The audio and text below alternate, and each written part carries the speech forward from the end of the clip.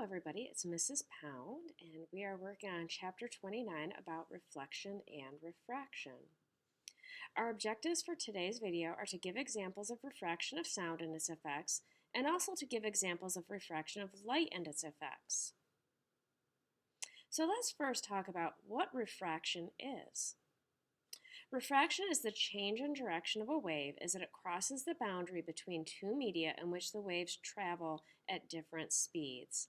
And so we see in the background here that the bananas are all different sizes. That is due to refraction. And you've probably noticed if you put a pencil or a straw in a cup that it looks like the straw is cut in half. That is due to refraction. It's due to the bending of light when it crosses between media. So when we talk about refraction, we have to talk about wave fronts. This is a line representing the position of crest of different waves that is perpendicular to the waves. And so in this diagram down here, we have a wave, a transverse wave. The line across the top of the crest, that is the wave front.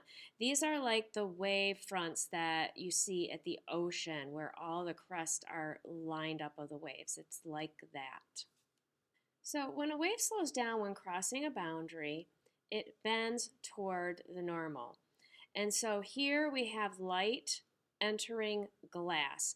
And you can imagine this as, let's say this is a car, like a little car that a child is riding, or a wagon or something like that. And this is grass instead of glass.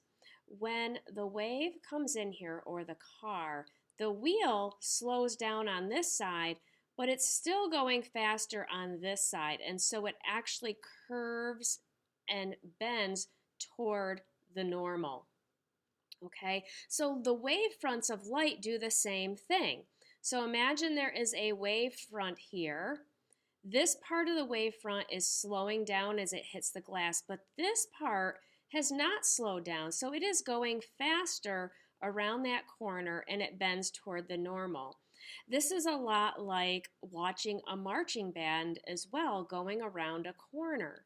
Okay, the person marching right here going around the corner is hardly moving, while the person out here has to take really long steps and go fast.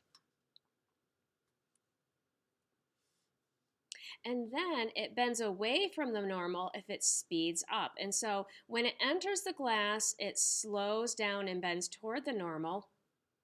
But then as it's leaving, this part is still going slower. This can speed up, so it actually bends away from the normal again. So let's talk about the refraction of sound. Conditions that cause refraction of sound are uneven winds or sound traveling through air of uneven temperatures. We're going to focus on the uneven temperatures. So when the ground is warm, sound waves bend away from the ground, so they actually go up. This makes the sound appear to not carry well. So it bends up, and it appears if it's not carrying well because it's going up into the air, and so this dog is sleeping and doesn't even hear that bugle because the sound goes up above it, and that wave front doesn't even hit that dog. Now, when the air near the ground is colder than the air above, sound waves bend toward the ground. So we have the sound going toward the ground. This time it's going to wake up that dog. The sound can be heard over longer distances. So when we have warmer air aloft and cooler air down below, it will actually appear as if sound will actually travel over longer distances. It will appear that way. Now let's apply this also to the reflection of light. A penny lies in the bottom of a teacup filled with water. Its apparent depth appears to be shallower than it is. Light bends, but your eye perceives it to continue in a straight line. So let's take a look at this diagram. So light is going from the penny to your eye, but because it speeds up when it hits the air, it goes away from the normal towards your eye. But your eye follows a straight line from the light, and so the penny appears to be here. This is a lot like when we were drawing the rain diagrams for the mirrors. Remember, our eye follows a straight line from this ray here, and so it appears to be shallower.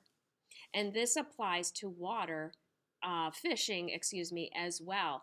When you see fish in the water, they are actually lower than they appear to be.